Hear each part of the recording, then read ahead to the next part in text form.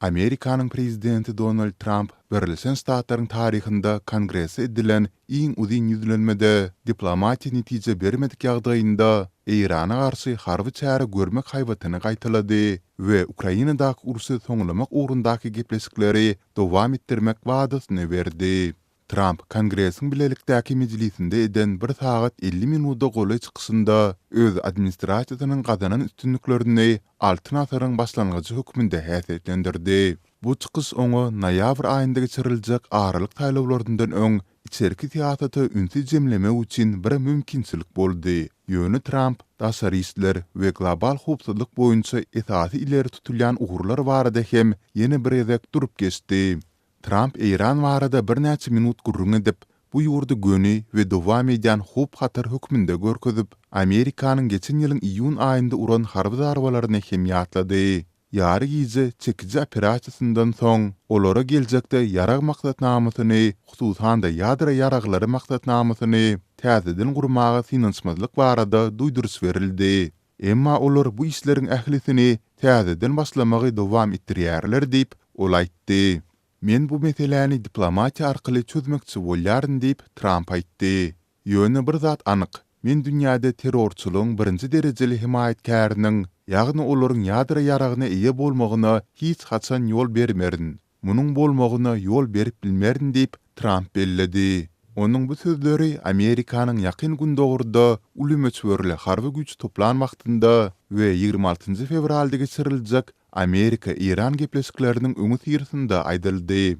Gepleşikler esasan Iranyň ýadra programasyna gönükdirilen, Tehran öz programasynyň elektrik energiýasyny öndürmek ýaly paraçylykly, raýat maksatlar üçin niýetlenendigini öňe sürýär. 10 ýyllyklaryň dowamında Birleşen Ştatlaryň siýasaty Iranyň ýadra ýaragyny edilmegine asla ýol bermezlik boldy. Köp 10 ýyllyklar diýip Trump aýtdy.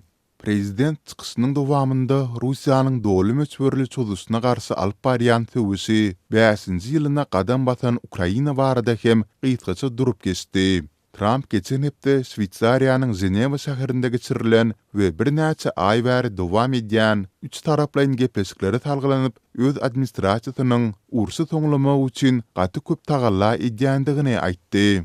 Onuň baş wekili Steve Witkoff bu gepleşikleriň geçişine tinetdi. Ol soňky gepleşikleriň netijesinde manyly öňe gidişligiň gazanylandygyny belledi. Ýöne jikmejiklikleri aýtmady we iki tarapyň hem ılalysyga gelmek ugrunda islemegi dowam etdirmäge razy bolandygyny nyktady.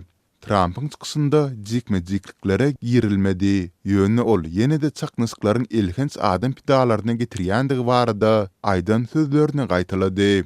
Her aýda 25.000 isger ölýär. Muny göz öňüne getiriň. Bir aýda 25.000 isger ölýär diýip ol aýtdy. Daşary siýasat Trump'ın içerki ykdysady gün tertibi bilen berk baglanşykly boldy. Ol burowla bäbegim, burowla siýasatynyň çäginde nebit we gaz önümçiliginiň giňildilendigini öwüp, Amerikanyň önümçiliginiň artmagynyň Venezuelada ýagty täze başlangyç diýip atlandyran pursady bilen birlikde global energiýa bahalarynyň petelmegine kömek etjekdigini öňe sürdi. Trump Venezuelany täze dostumuz we hyzmatdaşymyz diýip atlandyryp, Amerikanyň uzak wagtlyk lideri bolan Nicolas Madurony wezipesinden çetleşdireninden soň 80 milyon barel nebiti üpsün edendigini aýtdy. Sewda meselesi barada durup geçende Trump daşary ýurtlar tarapyndan tölenýän paslaryň ahyr soňy häzirki zaman girdici salgydynyň ulgamyny çalsyrjakdygyny we Amerikanlaryň mali ýüküni ýeňilleşdirjekdigini aýtdy.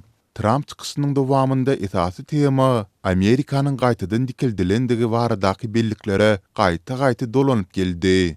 Trump'ın çykysy Respublikanlaryň el çarpışmalary, ör turup el çarpmaklary bilen garşylansa da, demokratlar sessiz dymyp oturdular. Olaryň onurçysy çäräni boykot edip, Washingtonyň başga bir ýerinde aýratyn çäre geçirdi we Trump'y dürli meseleler boýunça tanqid etdi.